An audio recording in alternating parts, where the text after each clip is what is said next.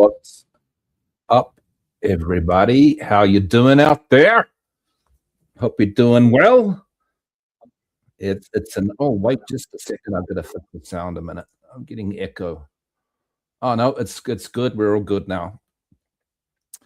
Sound is screwing up. I had sound problems before I started this, and it's just the way how it goes sometimes. You want to do it live, and then something happens, something doesn't work, and that's counting down the time, and you're trying to fix it, and it's still not working, and the time's getting less and less and less, and you're running out of time, and you're trying to fix the thing, and it's not working, and it drives you freaking nuts. But anyway, finally got the microphone working. I tried it before, and I don't know what was wrong with it. It just stopped working. So I tried a different microphone, and that worked. But then that one wasn't very clear. So I tried the old microphone again, and suddenly it worked. So I don't know what happens sometimes.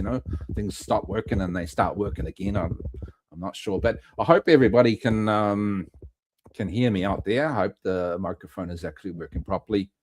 If you can't, just let me know. I think everything was good. But yeah, I haven't done a live for a while. I sort of been, I guess busy just with life and stuff like that, right? There's different kinds of shit comes up, and you have to devote your time to fixing things and doing stuff, and other stuff as well. But I'll try and do some more lives in the future. That would be a good idea. Not that I want to become a big YouTube star or anything like that. It's not the purpose at all. It's it's not about making money. I got more than enough fucking money coming in every week. I don't need to make small fucking brokey money from YouTube. Not interested. Just do it for fun, Just make some videos for fun, poke some fun, do a bit of trolling, now and again, just for a bit of fun, upset some people, mostly losers. I definitely upset somebody recently. Any guesses who I pissed off? Well, if you've been having a look at my channel, you probably worked it out. A guy by the name of should I mention? Nah, you can work it out. You can work out who I pissed off. But anyway, I just post the truth, right? It's a goddamn truth. But anyway, there's a link there for the panel if anybody wants to try and join. That would be good. We'll see if that works, because the last lives that I did, I did something wrong, and the link wasn't working or something like that, so nobody could join. But just on the possibility somebody wants to join, just try that link for me, and we'll see if it works. If you want to come on, that would be cool. But the main problem with YouTube when you post links is when you do live, that YouTube doesn't like links. So I tried to post it in a little bit of a different way this time, and it appears to work. I think it's showing up, and I think you can actually click on it, and it might actually work. So yeah, if you want to give that a go and see if that works, then go for it, and we'll see what happens. And I can add you on, and you can say whatever the hell you want to say. It's fine with me. No problem at all. We'll see if the panel link works. But anyway, if you don't want to come on, that's fine as well. But I just wanted to talk first about the Tacloban school shootings, because I posted a short, it was a few days ago, about that, and I think that was before Philly in the Philippines picked it up. And he did a live today, and he was talking about safety in schools. But yeah, that wasn't particularly wonderful to see. I mean, I think I put like 3 videos together, and I posted a short. I don't think that was very long after it happened. But shit, those kids in the classroom, if you saw that video, that short, They were freaking out, man. I mean, no wonder they're freaking out. There was gunshots outside, you know, boom, boom, boom, boom outside, and they're freaking out, screaming, crying. Fuck, probably some adults will be doing the same thing as well. I think, shitting their pants, pissing themselves. Especially there's a one or two shooters outside going around, walking around randomly, fucking shooting at kids and shit like that. Like, I don't know. I just didn't expect that. Right? It's a bit fucking hardcore. I did see some other videos about that too. If you search on YouTube, you can find a few videos in which somebody's posted the messaging comments from those kids that were doing the shooting, and it was definitely premeditated, because you could see them talking about doing it, and they're talking like, oh, if we do it, we're not going to be there'll basically be no consequences for it. We'll get away with it, all this kind of shit. So fuck, I don't know what does it take for kids to do that, right? What's been happening in their family? Have they just learned from their family that you just don't give a shit about anybody? But apparently it was caused by bullying. That was the main issue. They came back to school and decided to revenge a couple of kids in relation to bullying, but I don't think it went exactly to plan. They just decided to shoot up anybody that they could see. So they just didn't give a shit, right? They just like, oh, we're just going to shoot some kids, and I guess they didn't have time to walk around and find the ones that they wanted to specifically shoot. They were just like shooting here and there and everywhere, causing a lot of chaos. But I have been dealing with the Philippine culture, for probably how long now? It's been a long time, probably 25 years. I guess I've had exposure to the Philippine culture. So, over those years, I've got to understand a lot of things. And, one of the primary things that is of concern with the Philippines is with the people is just the level of jealousy that happens there among Filipinos. Just absolutely crazy. It's on a whole different level comparing to other countries. Not saying other countries don't have jealousy within people, but Philippines just seems to be, I don't know, it's just the economic status of the country, the poverty or something, just makes people extremely jealous towards others. If somebody accomplishes something, or they come into some money, or they're given something, there are plenty of them will stand up and show their jealousy very easily. And this happens especially in families as well. It can get really bad, up to the kind of extreme that you'll often hear of, within the family unit. You hear some of them get into violence. They'll pull out knives. They will threaten to kill their aunties, uncles, cousins, aunts, you name it. It happens. And I've seen it before, and I've heard about it before many times. It's just such a big issue in the Philippines. For example, like it's especially bad with OFWs. Like you might have heard lots of stories when OFWs come back to the Philippines. They often bring like gifts and stuff back to their family, and they'll bring back stuff which is not that great in the Philippines. A big one is chocolate, right? They go absolutely fucking bananas for chocolate, especially chocolate from overseas. That is not the kind of rubbish that you can buy in the Philippines. Good quality chocolate. They go absolutely fucking nuts for chocolate. So you bring back chocolate in your suitcase, and then you're handing it out to the family, and then all of a sudden the extended family turns up oh, where's our chocolate? And if they don't get the chocolate, well, all fucking hell rains down.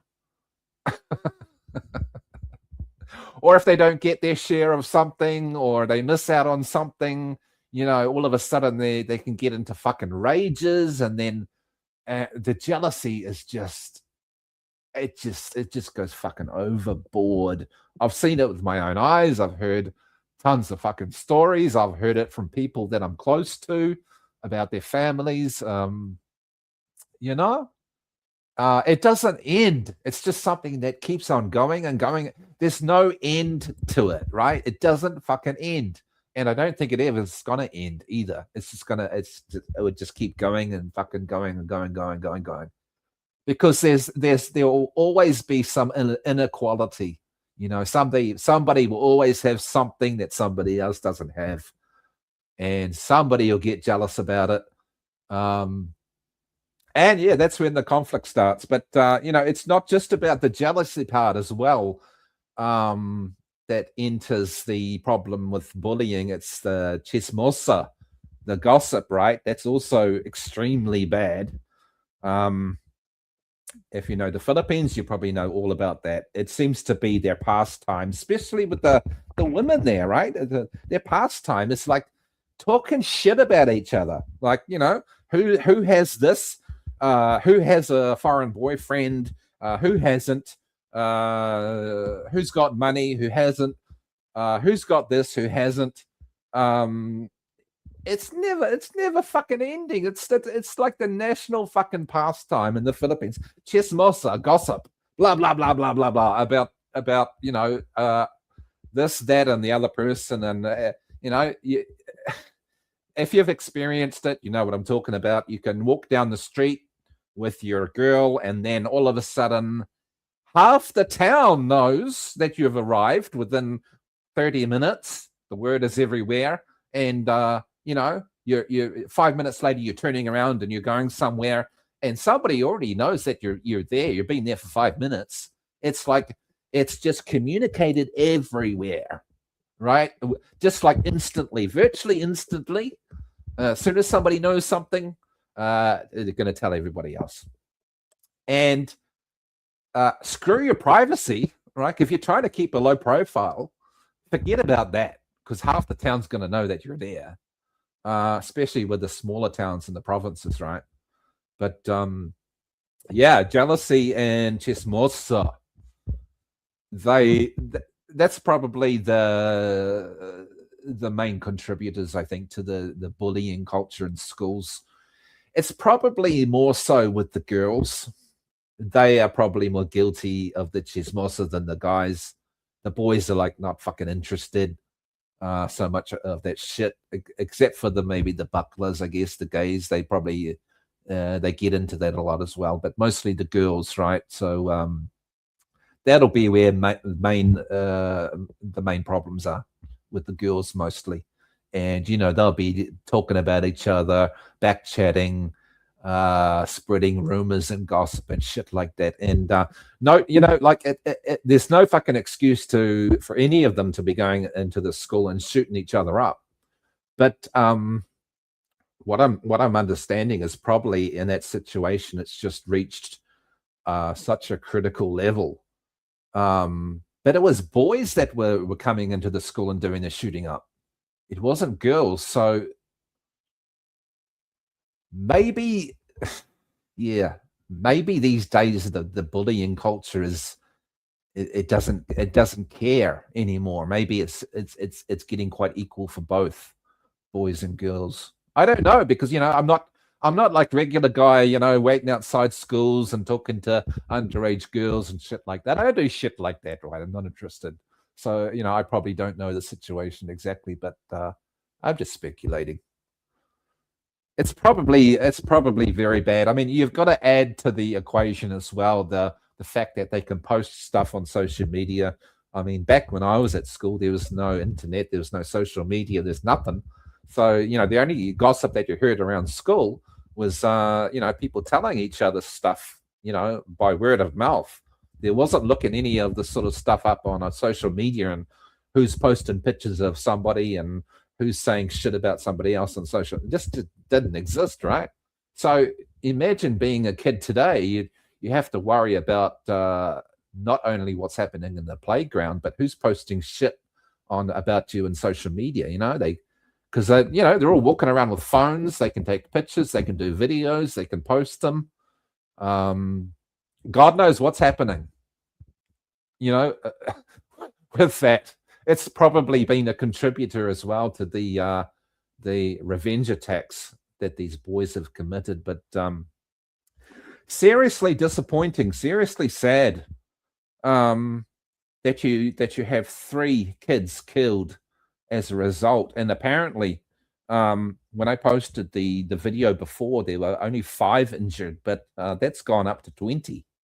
There's 20 injured now, according to the video today. So there must have been a lot more injuries happen than first originally thought. They're pretty fucking sad. But the thing that gets me is what I've learned from that as well is these boys are able to get away with it because they're under 15 or 16, something like that. There's basically no consequences that they face. There's I think there's going to be a little bit of a counseling that goes on, but certainly no extreme level of punishment or anything like that. But what I do, I try to look at the overall picture. You've got to take everybody into account, right? I mean, you've got the kids that were killed. You've got the families that are behind those children. What kind of justice happens with the family of those kids? Honestly, you imagine that you've got a child and the child's in school, and then all of a sudden the next day you find out your child's dead. It's been, your kid's been gunned down.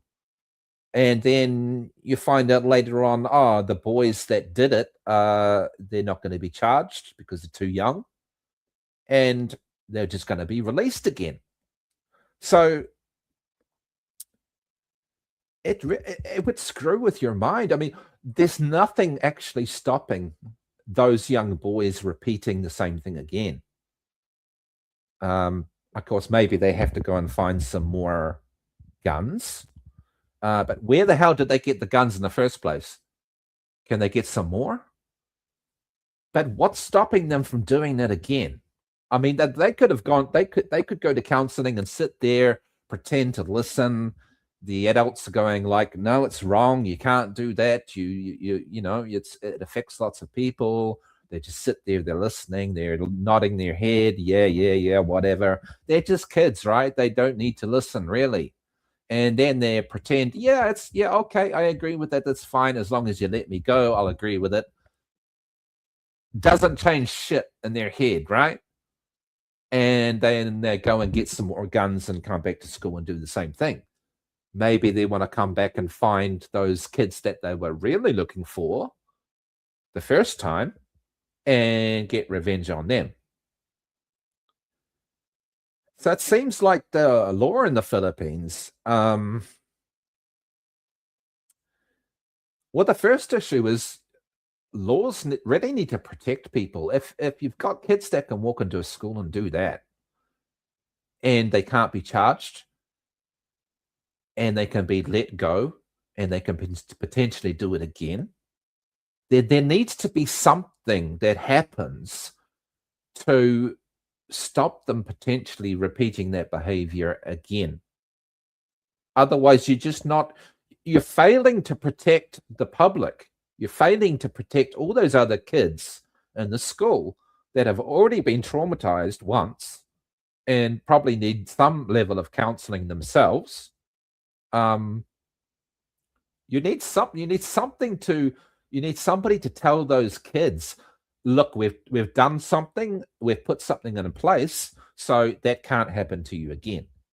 Because why the fuck would you want to re-traumatize those kids again? Traumatizing them once is bad enough. Imagine if they had to go through that again, right? that'd just be totally head fucked, right? That would be just about the end of them. But there's nothing to do that. There's nothing, like I said, to stop those kids coming in again and doing the same thing. So the laws need to change in some way. Even with respect to dealing with young children like that, there needs to be some protection mechanisms to say, look, we you're young, but we can't let you out for a while. You have to be rehabilitated for at least a minimum period of time. We just can't let you out straight away, because the quicker they let them out, the more likely that they could probably do it again. So I got to thinking, what would be a reasonable kind of response to something like that to change the laws? And I thought, well, what would that, imagine being a parent of one of these kids that was shot, right? You learn that these kids are out again. Wouldn't you be shitting yourself? And wouldn't you be so angry that really nothing has been done? You haven't got a kid anymore. The kids are out again. There's no consequence. So I thought, well, how could they change this? There needs to be some accountability, right? It's got to be. But at the moment, there's nothing. So I thought, what would be a reasonable response to dealing with kids that have gone and murdered somebody? Especially, the level of killing somebody, murder on a murderous level with intention, because, according to the messages, it was premeditated. So what would I think would be kind of fair? I think those kids, agree with me or not, I think those kids need to be penalized in some way to give retribution, some degree of payback, at least to the families of the kids that are being killed, right? There's got to be something like that, surely. Yo, hey, David. So I was thinking, maybe they could do something like, okay, if your kid does something like that, maybe for every child that was gunned down, maybe the parents of the kids that have done it need to pay like a minimum 1 million peso to the families that have lost a kid, something like that. Because, okay, 1 million pesos is not going to bring back your kid, but those families deserve some sort of compensation, surely, for, their kid just being ended like that. They deserve something, out of all the years that they've brought up their kid. It's all come to nothing.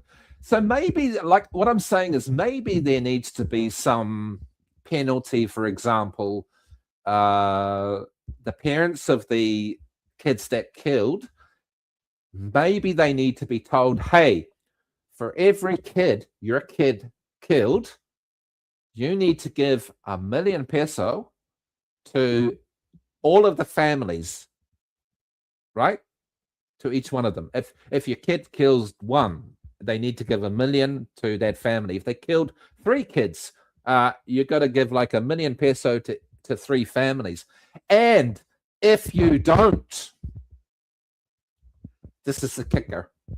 If you don't, we're going to give you a time limit. You've got to meet a time limit.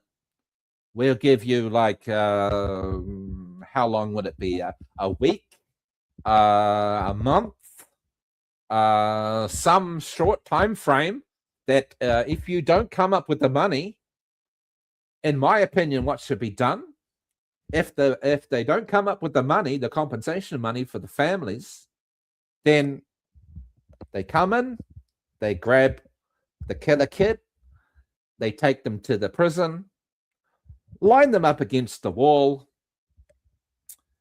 in comes the firing squad. Kill the little motherfuckers.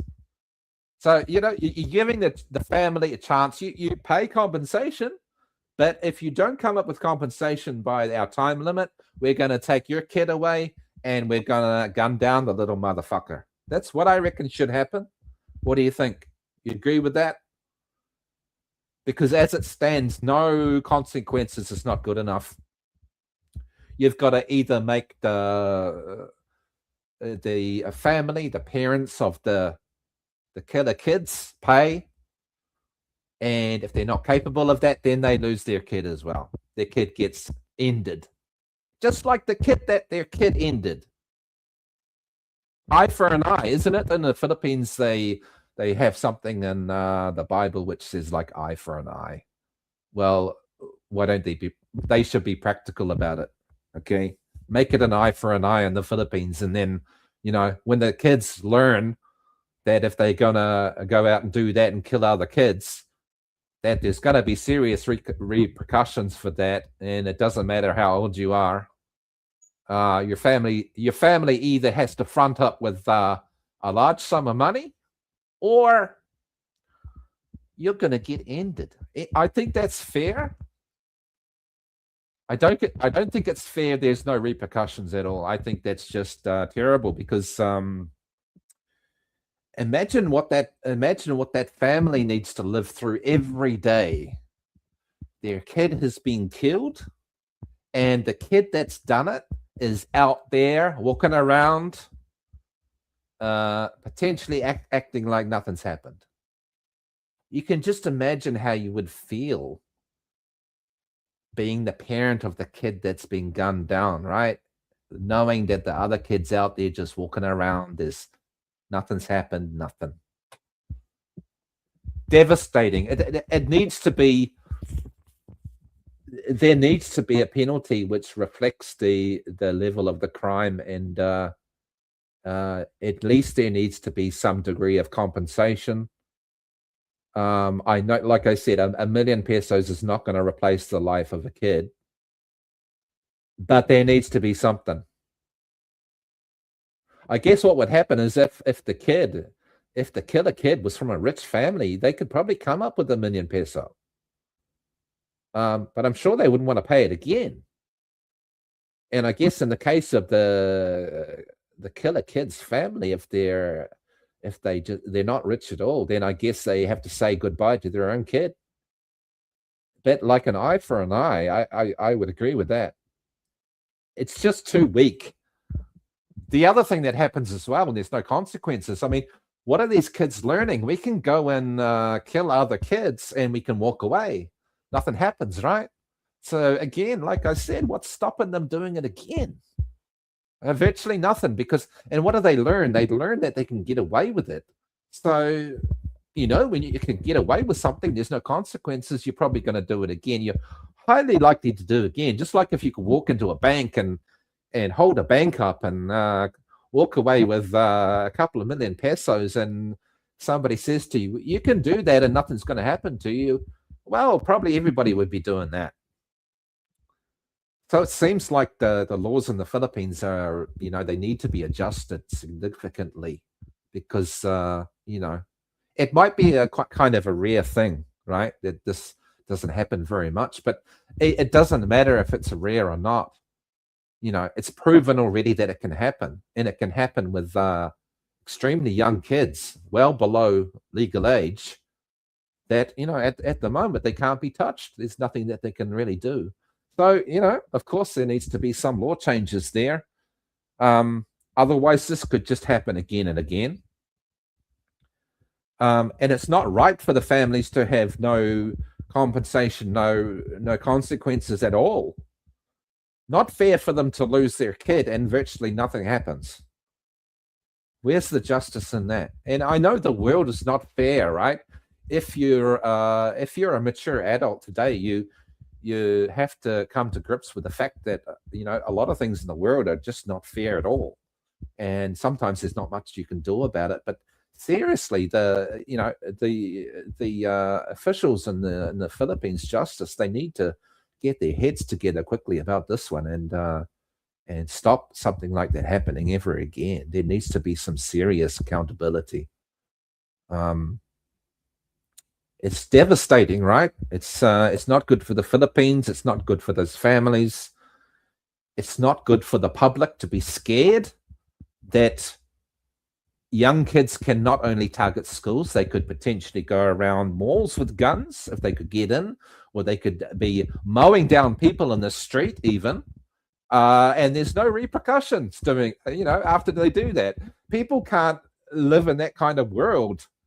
They need to live in a world with a little bit of security and, to not sort of expect anything like that to happen surely. I mean, there's enough problems in the Philippines with adults running around with guns and doing drive-by shootings and shit like that, and ransoms and extortion and blackmail and all the rest of it. You don't want to add kids to the equation, right?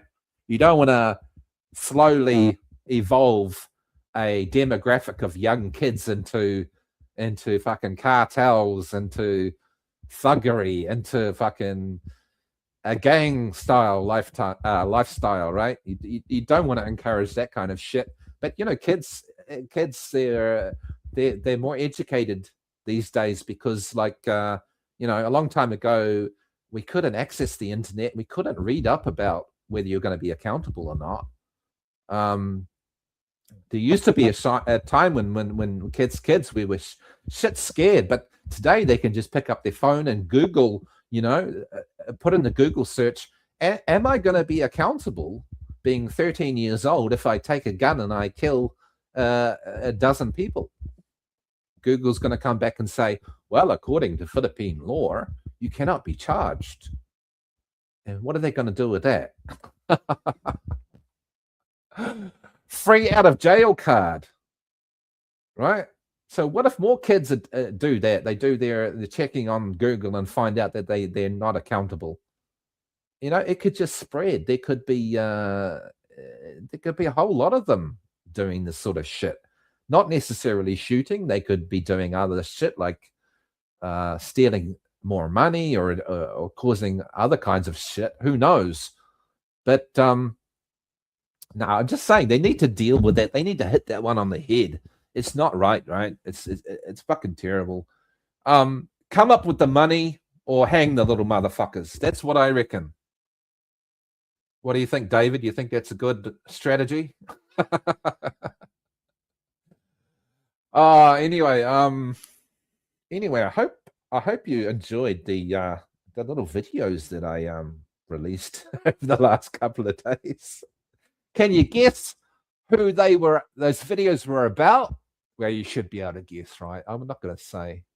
I might get into trouble with the YouTube police scanning my live, picking up on my voice, telling people what I've done and who it's directed to. And then I might get a flood of complaints coming in. Hateful, abusive content. And then what's going to happen? Get some more strikes. And then I'm going to have to start my channel all over again. I mean, it's okay. It's all right. It's happened before. I've had the regular guy strike me. Now, that was an interesting one because here's what's wrong with YouTube. If you upload 2 videos and you've made a mistake, you put copyrighted material in both of them, and then the person copyright strikes you for the first one, then copyright strikes you soon after that for the second one, you could get 2 counts straight away with no opportunity for you to learn about count number 1 before count number 2 comes through. So back then, what happened with me is I uploaded 2 videos and they had some copyright issues in them. And regular guy, he's fucking wonderful, isn't he? He's a fucking role model. 30-year-old sexpat rather, in the Philippines. Yeah, anyway, back to the videos. So I think he did 2 at once. And I think I got a strike before that. So 3 times, once you get 3 times, they shut down your channel. That's the end of you. But if you get 2 strikes in a row and you've got 1 already, there's no opportunity to change anything. There's no opportunity for rehabilitation. As soon as you hit the number 3, that's it, you're gone. So you've got to be really careful to not upload 2 videos at the same time with 2 potential copyright strikes. Because if you got a strike before that, that's it, your channel's over and done with. And there's really nothing you can do about it. But that doesn't stop you from uploading old content to your new channel.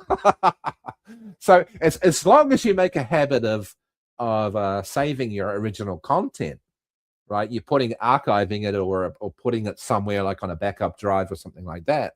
That's okay, because then you can create a new channel. You can go and get your old videos back and upload them again. But sometimes I think a lot of guys, when they're editing their videos and uploading them, they're not sort of backing them up or keeping them. So it's a good habit to get into if you're doing content creation, is once you're finished editing your video, you should archive that thing, because like I'm saying, if your whole channel gets taken down, at least you've got copies of them. You can just upload them all again, right? So I didn't have all my videos before, but I had quite a few that I'd actually saved. I knew where to locate them. So I was able to upload some old content. So it's not too bad, but you just need to get into the habit, if you're going to do YouTube videos, of just making sure that you back up your work somewhere. And then at least you can restore them if you need to create your channel again from scratch, because you've had your channel deleted. But still, you need to be careful. There are some real sensitive types out there, and they don't like you to use even a second of their video. And especially if they don't like you, they've got a grudge against you, they'll take the opportunity. Which means I really pissed off Regular Guy, which that's okay. I mean, it's all in fun. I didn't mind creating another channel. It's a piece of cake. What do? You just register another Gmail account.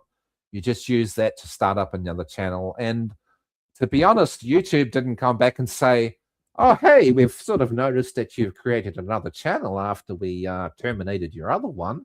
We're not going to sort of allow you to do that. So it didn't happen. Mostly because you're using a different Gmail account, of course, so that makes sense. As long as you're using a different account, that's okay. There's no automation match up. They think you're actually a new channel completely. So anyway, what the fuck was I talking about? Oh, my videos. Yeah, so I hope you enjoyed that music video. It was quite funky. I haven't generated a music. It's not a music video, so it's just a music clip, right? But it's quite funky to generate that. It's quite easy these days now. It doesn't take a lot of work. So it's not like you have to, do the beats and the music and the whole thing from scratch anymore. There's plenty of sites out there that you can just tell them what you want, and it's going to create a song, create lyrics, and whatever you want. It's all automatic, all with the AI. So people are thinking I'm spending like 4 or 5 or 6 hours creating these songs. No. It doesn't take that long at all. A lot of the shit's for free out there as well. So it's free. It doesn't cost me anything. It doesn't really take long, as long as you sort of know what to do. You can have that shit up and running within like about an hour. So, it's no sweat really to create some of this shit. Things will only get better as well. And it's only going to get better and much more easier to create the kinds of videos and shit like that. So it's not like somebody like me is spending a lot of time creating this kind of stuff. It's quite easy when you know how to do it. It's quite simple. But anyway, shit, what was the fucking topic? Changing your attitude. I should fucking start talking about that, right? That would probably... And how you win in the Philippines. That's what you come here to listen to, right? How can you fucking win in the Philippines? Well, guess what? I didn't do any preparation for this. So it's all going to have to be off the top of my head. There's no script. There's no notes. There's nothing other than what I sort of remember. But anyway, let me get into it. What is the point that I wanted to make about that? How to change your attitude. Like it says in the thumbnail there, she's not yours, it's just your turn. I think once you get older, once you mature, you realize that over your lifetime, your life is going to be filled with periods, individual periods, right? That are linked together. Those individual periods are going to be teaching you stuff. So the first period, you learn something useful, usually. And the next period, meaning the next woman that you're involved with, you can probably, it's a good thing to kind of apply that knowledge to the next one, right? And then you might learn something from the next one, which you can apply to the next one. But I'm the point I want to make is I think it's better to view life in that way, where certainly for me, I've thought about this for a while, and I've thought, once you get involved with a woman, a relationship, don't be of the mindset that it's going to be anything long term. Reason why I say that is, in psychology, they tell you what you need to be very clear about what you can control, right? And the answer is, at the end of the day, you can only control yourself. You can only control what you do. You can't control what other people think, behave, do, decide, whatever. So look at it in that way. You've only got control over yourself. There's going to be dudes that will going to try and control their woman, right? But often that ends in failure because the woman starts to feel pressured. And then she'll end up starting to get resentful about being controlled, and she'll probably want to do the opposite thing. She'll probably end up running away. So you just won't win if you start to control or manipulate women in that way. It's just not going to work long term. They're going to get sick and tired of it, and probably your relationship's not going to last for very long at all. So with that in mind, we can control ourselves, but we can't control what these women are doing. So getting back to how does this relate to the overall picture? So the mistake I'm seeing with a lot of guys that come to the Philippines is, because of their financial ability, they seem to be swinging the control magic wand with the woman. They realize that I'm the one with the money. She's the one probably normally without the money. Therefore, I'm able to wield the control over her using my money. But then again, I get back to what I said before. If you start doing that, the women are going to become resentful towards you. So it's not really an option, right? So it's just not a good strategy. So you've got to come into the equation where you're not trying to directly control her, but you've also got to understand that you lack control over her, because you've got to you've got to look at the relationship as a here and now situation. It would be a mistake to assume that there's going to be a certain period of time ahead of you in which things are going to stay the same. Now, why is that? You can't rely on the future? Oh, that sounds a little bit crazy, but it's true, because just what I said before, you're not in control of what other people do. And we see that with some YouTubers. There's a lot of guys that come to the Philippines. They think because they've got money, they can control the women. It doesn't go as well as planned. Shit happens. And it's the women that change the situation, right? And the guys end up getting really disappointed. Oh, I thought she was, it's going to be a romance forever. We're meant to be together forever. But she changes her mind in some way. Maybe she decides that she She has enough money from him. Maybe she decides that once the house is built, is finished, she changes her mind. But in reality, women can change their mind at any time for any reason. And you have to remember that. So anything can change at any time. Is it under your control? No. There's virtually nothing you can do about it. And if you've got experience with women, you know that sometimes when they change their mind, there's no going back.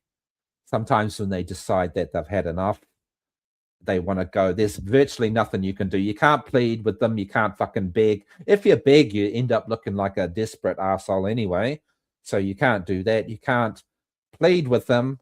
If you try and talk logic to them, well, they're not dealing with logic. They're dealing with their emotions. They've already decided that they've had enough, that they want to exit the picture. So really, what can you do? And a lot of times when they decide that they want to go, that's basically the end of it. The next day they're gone. Why they want to hang around for? They've got no reason to. So that's just a reality. So, these guys that come to the Philippines and they start investing immediately into long-term plans. For example, they start building houses. A house is a long-term strategy, but a lot of them come to the Philippines. They start building houses, for God's sake, and they come here only having little communication with the woman online. They meet up. The woman starts complaining about paying for rent. Oh, can you build us a house instead? Yeah, sure, baby. I'll build you a house. And, we know where that goes. But ultimately, the guys are making the mistake by investing into a long-term strategy too early. And in a lot of cases, they just haven't given themselves enough time to essentially learn about the woman that they're with. And, but a lot of these guys in the videos, when they make my woman is wonderful. She's everything I've ever wanted. But I've only known her for 6 months, really. But she's perfect. She's everything that I wanted. Mistake. Red flag. It's not just about what you think, what you perceive about her. What you need to have in combination with that is a period of time which proves to you that she's a good person. Not just simply taking her at face value, which is the mistake a lot of guys are doing. They are trusting them straight away. They're believing everything that they're saying straight away. And then over time, they get into trouble because the woman eventually shows that she's not exactly who she's portraying herself to be at the beginning. And the guys are screwed at the end. So how do you put all this together? I guess I get really frustrated at seeing a lot of guys putting in so much investment at the beginning. It's like a massive risk. They seem to convince themselves very early on that they know these women so well that they become so confident in spending a large amount of money, building houses, starting businesses, putting all their eggs into one basket. And it just scares the shit out of me, to be honest. And what normally happens? Time goes by. The real mask comes off her face. She shows her true colors. Things go downhill. He loses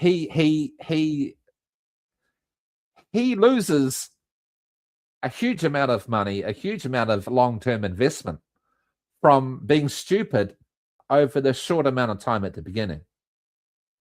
I mean, it just happens again and again and again. Not just Philippines either, in Thailand as well. It's a big problem. So how do we fix this shit?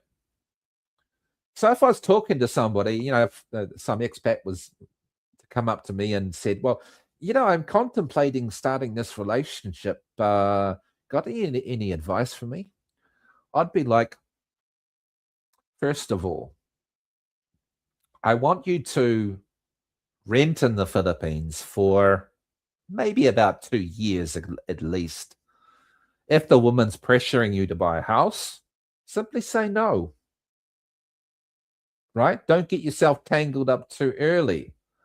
You need to give yourself the opportunity to experience her long term, not take her word at face value at the beginning and simply be happy with that. It's a terrible strategy. And, we see time and time again, if you watch like Rafi Tolfo, for example, the same stories reoccur again and again and again. It's the same shit. The guy comes over, he's so in love. She's the one. She's the one. And he's deciding based upon this euphoria that he's experiencing at the very beginning. And this euphoria is taking away his common sense, his common sense about correct strategy, taking his sense of risk away, masking it, covering it over, basically eliminating it. It's like you're high. It's the drug, right? It's a drug of love. It's real. It takes your ability to think properly away. But what you need to remember is you need to accept that's going to happen. You need to watch over yourself. Am I moving too fast? And is this sort of love euphoria that I'm experiencing just after arriving in the Philippines actually taking away good judgment? Is it pushing me towards spending a lot of money straight away?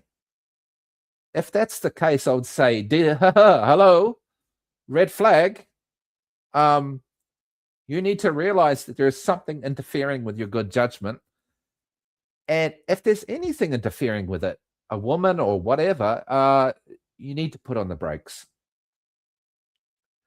If your woman is not happy about that, if you say to her, no, I just want to rent with you for the next 2 years and see how things go. If she's a gold digger, she's probably not going to like that very much because, she's going to want you to be investing early. And, well, there you go. There's another red flag. If she becomes extremely angry, agitated, starts with removing something from you, attention, affection, emotional connection. If she starts to do that, it's sending you a good message, right? It's sending you the message. This woman is probably wanting short-term gain followed by an exit strategy. Because a good woman, a truly good woman, would listen to you, try to understand you, and accept that you need time to be together first before you start making long-term commitment plans, long-term investments. She should respect that. She should understand where you're coming from or try to understand your point of view. She shouldn't be pushing back against it because she's pushing back against you. It's a sign of disrespect. You want the ones that are fully respectful of you. When you make a decision, she might not understand it. She's allowed to ask you, what's the reason for that? But once you make up your mind, she should be accepting it. If she's pushing back, that's a huge red flag. It's probably mostly related to disrespect because she's trying to hide something. And if you've had enough relationships with enough Filipinas, you probably came across a lot of these. A lot of the times, you might date a lot of them, and after a while, you start seeing these patterns where they are being suddenly highly manipulative, being very affectionate early, love bombing. It's what it's called. They're bombing you with love, affection, stuff like that. It's usually because they've got another motive. And if you were to say to them, no, I'm not going to buy you that. No, I'm not going to buy you a house. No, I'm not going to take you overseas. No, I'm not going to buy you expensive jewelry. No, I'm not going to buy you designer label clothes. And then she starts to get pissed off. Well, there you go. That's your feedback, right? So having a mature attitude is having the ability to read the situation, to read the feedback from these women that they're giving you, because in a lot of cases it's very clear, but the problem is you're not picking up on it, right? And you've got to have enough self-esteem to stop yourself and say, I'm picking up on these flags. I recognize these flags. I've got a decision to make. If I ignore them, what's going to happen? You're probably going to end up in a lot more trouble later on. If I don't ignore them and I kick it to the curb, I'm probably going to save myself a lot of hassle in the near or far future. So it's like having an antenna, right? A TV antenna sticking up there. You've got to have the ability to have that antenna on top of your head, which is receiving the feedback from these women, but not only receiving the feedback, you've got to be able to analyze what's happening, right? Is she being pushy? Is she doing these kinds of patterns that I've seen before that have taught me a lesson before, taught me sometimes a very hard lesson before, in which I really had to pay for it in the end? Did I learn anything? Right? So, you've got to be able to receive that feedback, analyze that feedback, and then you've got to respond to it. Now, in a lot of cases, if you just ignore it and you continue with her, I guarantee you 100% things are only going to get worse. But there are some guys in the Philippines, they'll go on their first date, they'll get all of this feedback, this gold digger shit feedback coming into their head, but they'll just be too motherfucking stupid to acknowledge it. Because these stupid pricks are just too desperate.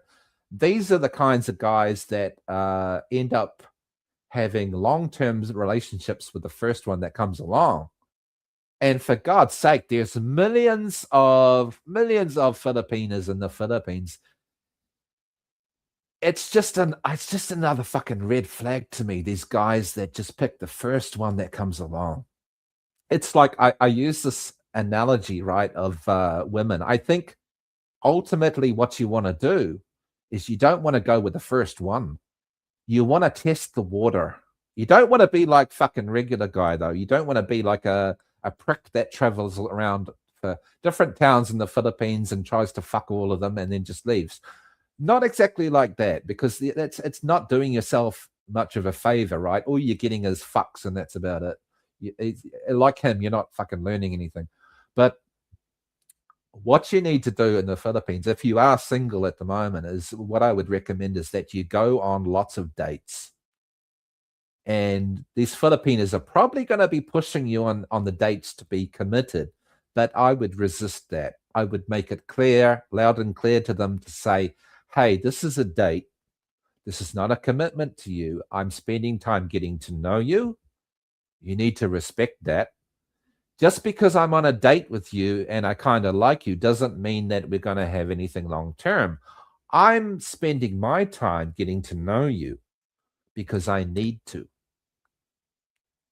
Right? You do that if you go on enough dates, and you experience enough Filipinos, you start building up this knowledge in your head. You start discovering these patterns, right? These patterns will come back into your, this Filipino is doing the same thing that the other bitch did to me before.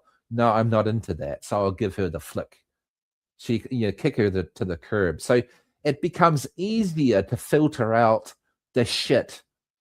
Once you've had more to filter, the experience with them to be able to build up that knowledge to filter out the bad ones, right? But like the mistake is if you go for the first one, you're really discrediting yourself because you're not allowing yourself to have that experience of dealing with them and building up a useful knowledge experience base of which you can create filters to protect yourself and to categorize them. This is a fucking gold digger. This one's not too bad.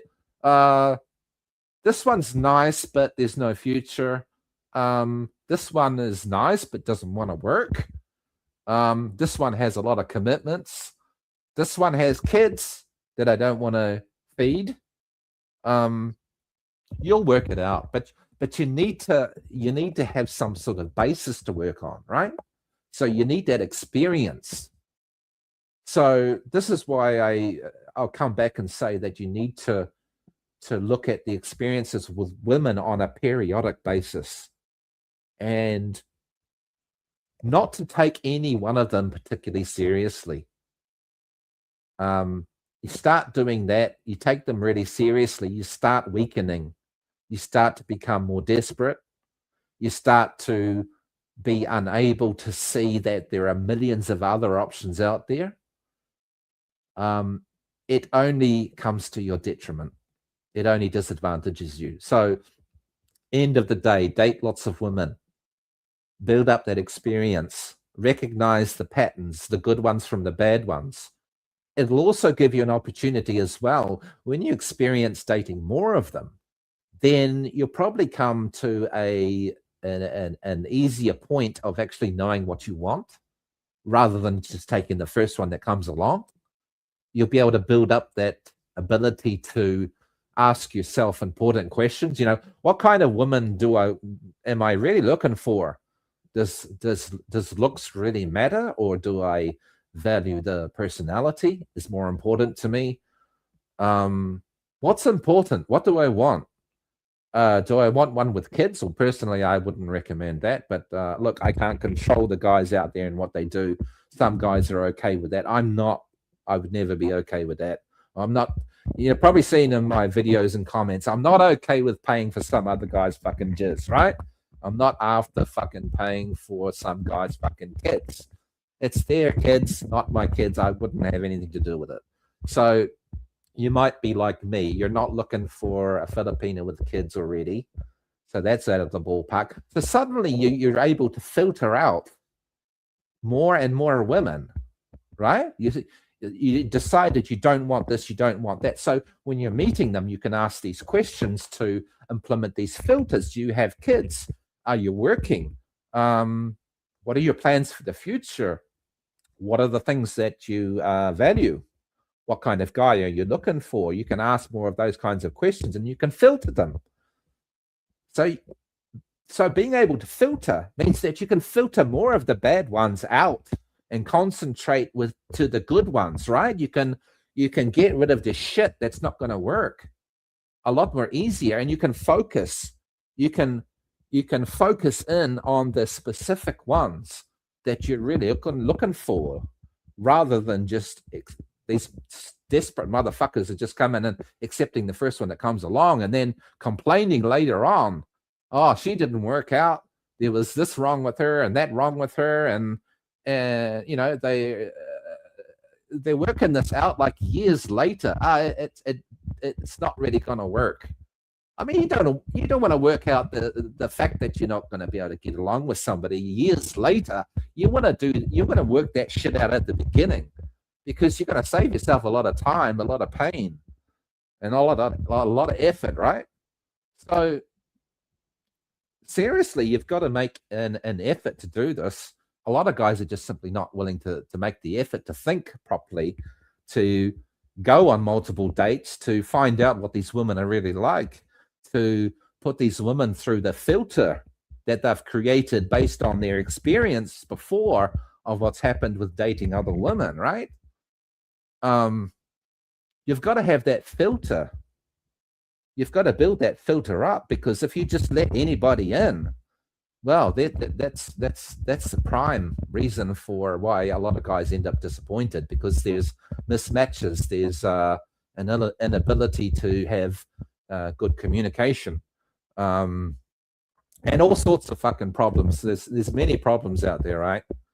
But what I mean is, you just need to try and reduce the number of potential problems, and you're probably going to have a much better chance of having a good outcome long term, rather than just having lots of short term relationships, each followed by complete fucking disaster, right?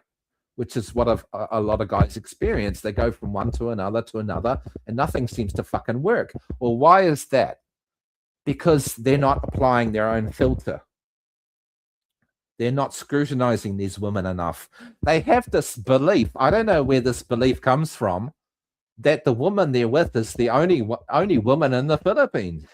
And literally, there's millions of them out there. There's so many options out there. You know what it's like. You walk down the street, you know, you have eyes looking at you all the time.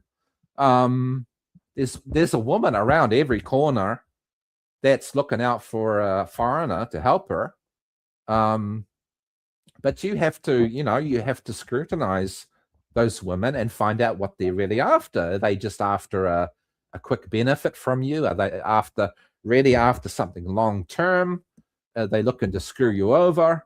Are they looking to scam you? Even before you've arrived in the Philippines, right? Send me money. But the problem with that is they have like about 10 other sponsors doing that at the same time. Why? Because you're not there and you're not able to see what they're really doing on their phone, right? They switch from you to the next guy, to the next guy, to the next guy, making all the guys believe that they're the only one, right? When you're not there, you can't see what they're doing. So you want to be successful, you really have to be in the Philippines. You need to be watching what they're doing, rather than being in your country talking to one and just thinking that she's being loyal to you. Because if she's in a position of poverty, I tell you right now, it's highly likely, if she has a background of coming from a poor family, a poor location in the Philippines, you know what I'm talking about, right? It's probably highly likely that you're not the only one she's talking to, and it's probably highly likely that you're not the only one sending her money. That's just the facts. Because these girls have to hustle, because money's not coming from anywhere else. Their families are poor. They're barely getting along. So they're spending all of their days switching from guy to guy to guy on the apps, telling the guy that he's the only one, sending him cute pictures, etc. Oh, I love you, babe. When are you going to come and visit me? A lot of these girls won't let you come and visit them, because that stops their ability to hustle as well. Or they might be hiding a local boyfriend, which happens in a lot of cases as well. They're communicating with 10 guys over the internet, sending them money every month. Shit, some of them may be getting upwards of 20, 30, 40, 50,000 pesos a month. You think they want to give that shit up? Of course they don't. They get used to the money and they want it to continue. They're not going to give up that hustle. Right? Who would want to give up a steady income like that, especially when you're coming from a background which nobody's going to give you nothing? So, you've got to understand this kind of stuff. It's a game to them. The only way you're going to understand whether they're playing you or not is if you spend real time with them. You can't assume, if you're talking to them overseas on the internet, that they're doing anything. You can't assume they're being loyal to you. You can't assume you're the only one. You can't assume there's, they're only getting money from you. You're a fool if you think that. Especially, like I said, if you're dealing with the girls that are from a poor background, it's highly likely, it's more likely, it's extremely likely that they're doing that, because that's the only way they're getting by. Versus the girl that's working in Manila, in the big city, which, she's going to work every day. She doesn't have time to be talking to 10 guys in a single day trying to hustle money. She has a job. She has a dedicated job, right? So, you've got to be careful. But the problem is, the honest to God truth is, you're highly likely to find women online that are probably in the position of wanting to hustle, right? Because the desperate ones are the ones that are sticking up their heads and making themselves obvious. They're posting the sexy photos online, trying to gain your attention, right? Whereas the other girls are too busy doing their jobs in Manila to do all these photo shoots to try and attract guys. So my advice, it's quite different than what a lot of guys do. What a lot of guys do is they look for women that are vulnerable, the ones that haven't got enough, much money, right? But like I'm saying, that if you target the ones that haven't got much money, they're probably likely to be the ones that are going to hustle you with another 9 other guys at the same time. So, I mean, what the fuck is wrong with seeking out a Filipino who's got a good job, who's got a family that makes enough money to get by? What's wrong with seeking out those ones? I think what's happening a lot of the time is the guys are purposely targeting the guys that don't have a lot of money. Why is that? Because they know that their money can wield power over the women, right? A lot of guys won't admit this, but it's a simple fact. They're coming with the money. The Filipinas coming with the pussy. Perfect match. It's a good match, right? It's a good match. She's getting what she wants. She's getting the money. He's getting the pussy at the end of the day. But it's not. It's a transaction. It's a transaction. Guys are not realizing this. So you're meeting girls online. Probably the first thing to ask them is, tell me a little bit about yourself, like where you live. Are you working? Are you broke? How's your family? Is your family working, or is your family doing nothing? Surviving on the bones of their ass? Because if that's the case, you're probably going to run into a lot of trouble. You're probably going to be hustled. Highly likely you're going to be hustled. And you're going to be in a world of fucking pain. There's plenty of fucking stories out there on YouTube, if you have a look, of guys that wait a long time before they come and visit their Filipina. Sometimes they come over and surprise them. And all of a sudden, the woman can't be found, or she's standing there in front of you with another guy, with her real boyfriend, her local boyfriend in the Philippines, and then explaining to you that it's your fault that you came here. And she doesn't know what to say about the boyfriend that's standing with her because you surprised her. You thought, it's going to be wonderful. I'm going to surprise her. I've been talking to her for 2 years. I'm just going to suddenly turn up and surprise her. And you're the one that ends up getting surprised. You find out all this fucking time she's had a boyfriend. She's been giving a percentage of the money you've been giving her to her boyfriend as well. And over time, you've increased that amount of money. So the boyfriend's been getting more money. They've both realized that there's no point in letting you know that she's got a boyfriend, especially when the money's coming in. Why the fuck would they want to stop the money rolling in? Right? So she's not going to fucking tell you anything. You know? These are facts. This is not bullshit, right? But the funny thing is a lot of guys, they just simply lack this knowledge, right, of what really happens. And, it's laughable to see these expat YouTubers creating these channels, which they've just arrived in the Philippines, and all of a sudden they've got plans to build a house. Sometimes not even just for her, for the family as well. I'm like, what the fuck? And you've only known this girl for a short amount of time. What the fuck are you thinking?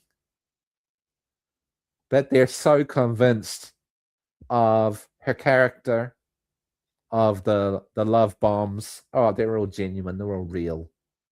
He has no concerns whatsoever. Whatever the bitch wants, I'll give it to her. Put her on a fucking pedestal. If she's not happy, it just means I need to give her some more money. That will solve that problem. It doesn't matter if she's treating me bad.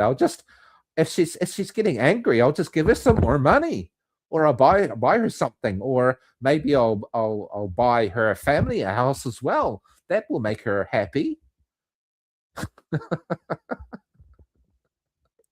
It doesn't fucking work. It shouldn't be that you'd have to pile on the money all the time to make the bitch happy. That's just a recipe for disaster. You've got to have limits. And if she's not respecting your limits, well, that's a red flag in your face. If you've never said no, she's going to recognize that and learn that she can ask for whatever she wants from you. If you never put your foot down, you'll never test whether she's a bitch or not. Sometimes you need to put your foot down and say no. Simply see what the response is. And the earlier you do that, probably the more beneficial, because it's going to save you effort, it's going to save your time. So you don't wait until years later to put your foot down. You need to put it down early, because you need to gauge those reactions from her early on. So if those reactions are not good, you can see the pattern, like I talked about, make a decision. No, I'm going to filter this bitch out. Throw that bitch to the curb and go look for another one. It's as simple as that. Don't put all your emotions into her at the beginning. Because what did I say before? Guys are making decisions based on their own emotions. They're too involved. They're too love-bombed. They convince themselves because they're such in love that they can trust her no matter what. So you need to check, like to say, you need to check yourself before you wreck yourself, especially with these women in the Philippines. You need to just hold back. Just take it easy, right? Don't get too involved too fast, because it can be at your detriment, honestly, right? So, I feel sorry for a lot of these guys that get wound up really quickly, get committed too quickly. They're doing themselves a disservice. But the really hard thing to convince them of is to look at themselves. Because like when you're in that state of love, emotion, it also removes the ability for you to reflect on yourself as well, to look at yourself objectively and say, am I going a little bit overboard on things? It can interfere with that. So you can't self-regulate, is what I'm talking about. You can't look at yourself from outside yourself and say, am I making wise decisions, or am I just being a bit crazy in love and saying yes to fucking everything? So you gotta work that shit out, right? So, the only reason why I can talk about this is through experience, through learning, and mostly seeing the mistakes from other guys and learning from it.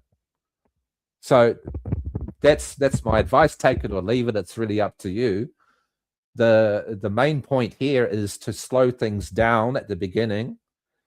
Don't take everything, including her, at face value straight away.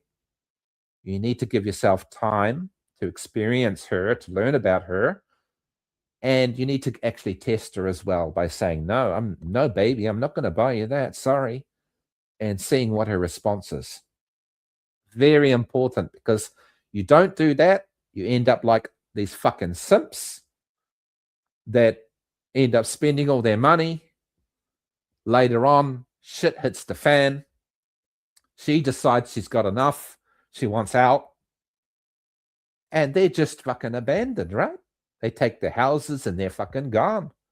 Kick the guys out of their houses. Get the police around. Get out of here. Your history. Guys got no money. Guys end up homeless. Guys don't even understand why the relationship ended. Right? You don't want to end up like that. Certainly losing a huge amount of money, which it fucks up your life. You can't do anything else. You got no money to live. You certainly got no money to build another fucking house. Unless you're rich, like, of course, really fucking rich, but that's another story. What am I talking about? Yeah, you end up like the fucking simps that you see on YouTube, always saying yes, right? Thinking that as long as they say yes to these Filipinas, they'll be happy. It doesn't I'm telling you, it doesn't fucking work like that. If you're a yes guy, what ends up happening is the woman constantly hears yes, yes, yes, yes, yes. Her demands, her entitlements go up because you're teaching her no matter what she fucking asks for, you're going to say yes. So you set no boundaries whatsoever. You're setting yourself up for failure. You need to set those boundaries at the beginning. You need to test her at the beginning. You need to say, no, baby, I'm not going to buy you that. Like I said before, and test the reactions, right? Because it's only through generating a little bit of conflict that you can see the true emotions come through, the true intentions. How does she react to you? Does she become aggressive? Does she become really disrespectful? Does she try and manipulate you? Say like, well, I'm not going to, does she like indicate, well, I'm not going to give you anything in the bed unless you give me what I want? Shit like that, which is a common tactic, right? They go cold, they do the tempo to try and get their way, but at the same time, they're testing you to see if you'll give in.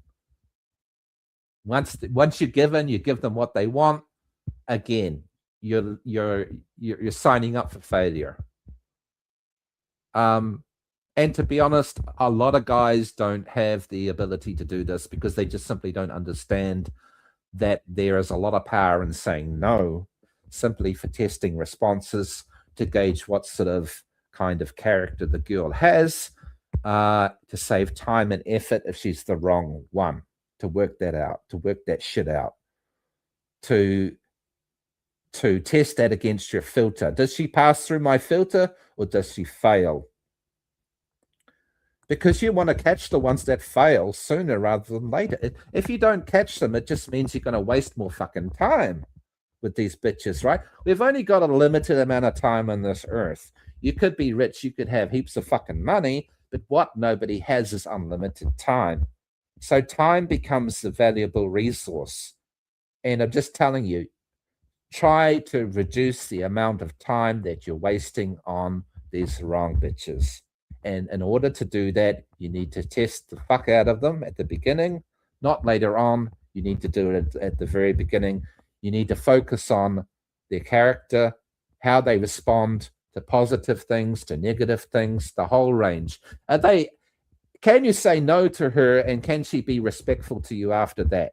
Or does she go into a fucking flying tantrum, stamping the fucking feet, throwing things around, destroying your shit, trying to blackmail you with sex?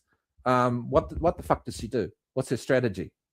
If she's doing all those kinds of fucking things, well, you kick her to the curb. If you find one that's willing to respect what you say and is willing to ask you questions and not get fucking upset at you, is willing to respect your decisions, those are the ones you ultimately want long term, right? That's what you're really looking for. Not the bitches that constantly give you drama every day. Honestly, right? So anyway, fuck, 1.5 hours. Shit. I always go fucking overboard with these fucking talks. But let me know if it's if any of this has been useful. It's really about just I mean, like I say, you don't need to take my advice. You don't need to take any of it. It's just food for thought. It comes from my own experience, my own reflections, my own learning, experiencing women, learning lots of shit, making mistakes. That's another thing. Don't be afraid. That's another thing too. Don't be afraid of making mistakes, and that's another reason why you need to go through lots of them, date lots of them as well. You know, because you got to give yourself the opportunity of experiencing mistakes and learning from it. So if you're not going through lots of them, you don't give yourself the ability to make mistakes and learn from that as well. So trust, trust. You got to have trust. All right. That's another. Well, you only have trust from behavior which is agreeable, behavior which is compatible, respect mostly. Number one, I think, is respect from a woman. If you're simply not getting that, then you need to eliminate her quickly. Otherwise, you can't have trust without respect. They both go together, certainly. Anyway, it's all about trying to look out for you guys, protect you guys, give you something to think about, and just trying to stop guys making the same stupid mistakes all the time. There's a strategy out there for doing shit, and there's a right way, there's a wrong way. Hopefully you can do things the right way by following a good strategy, and then you're going to win, right?